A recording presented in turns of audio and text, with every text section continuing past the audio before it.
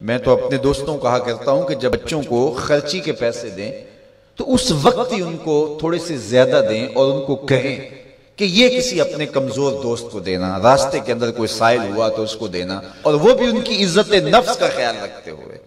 یہ جو نمائش کا جذبہ پیدا ہو گیا اور یہ جو سیلفی کا زمانہ آیا، اور اس نے تو رہی صحیح کسر ہی نکال دی۔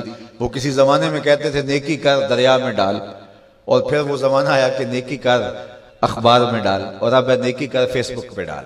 اب تو وہ تقوی، وہ جو للہیت، وہ تو ختم ہوتی چلی جا رہی ہے۔ آج کل وہ اجتماعی شادیوں کا ایک رواج پیدا ہوا۔ ایک دفعہ مجبور ہو کے مجھے کہیں جانا بھی پڑا، تو وہ میرا پہلا اور آخری موقع تھا۔ تو میں نے وہاں کہا کہ آپ نے مجھے جس مقصد کے لیے بلایا ہے، میں اچھائی کے کاموں کی تحسین کرتا ہوں، لیکن یہ منظر آپ کا مجھے اچھا اس لیے نہیں لگا کہ زندگی میں 3 مرحلے ہر شخص پہ آتے ہیں جب وہ مہمان خصوصی ہوتا ہے۔ جب وہ پیدا ہوتا ہے، کالا کلوٹا بھی کیوں نہ ہو، سارے اسے دیکھنے آتے ہیں۔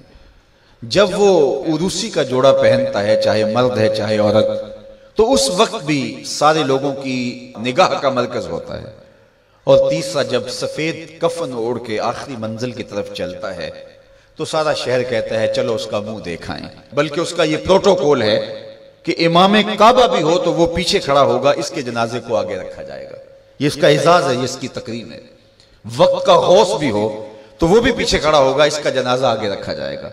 یہ اس کا اعزاز ہے۔ تو میں نے کہا یہ 3 موقع ہوتے ہیں کسی کمزور سے کمزور، غریب سے غریب، عاجز سے عاجز شخص کے لیے بھی عزت کے، اور آج آپ نے ان سے یہ موقع بھی چھین لیا کہ اسٹیج کے اوپر مخیر حضرات بیٹھے ہیں، اور ایک قطار میں بیٹیاں بیٹھی ہیں، اور ایک قطار میں جو ہے وہ دلہے بیٹھے ہیں، اور ان سب کے رشتہ دار سامنے باراتی 20-20 40-40 لوگ آئے ہوئے ہیں۔ تو ان سب کی غربت کا ہم عملاً مذاق اڑا رہے ہیں۔ آج یہاں میں کسی کے چہرے کے اوپر خوشی نہیں دیکھ رہا۔ اگر مسکراہٹ ہے تو وہ مصنوعی مسکراہٹ ہے۔ کاش کہ ان کے ماں باپ کے گھروں میں جا کر کے تنہائی کے اندر ان کی مدد کرتے، اور یہ بیٹیاں اپنے گھر سے نکلتی اور ماجرا ہوتا۔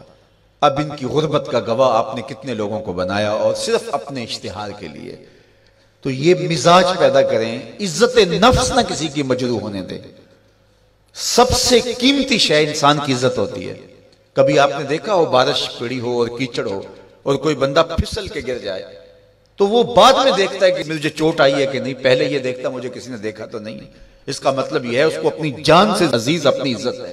تو مت کسی کی عزت پہ انگلی اٹھائیں، مت کسی کی تذلیل کا سبب بنے، مت کسی کی رسوائی کا ذریعہ بنے۔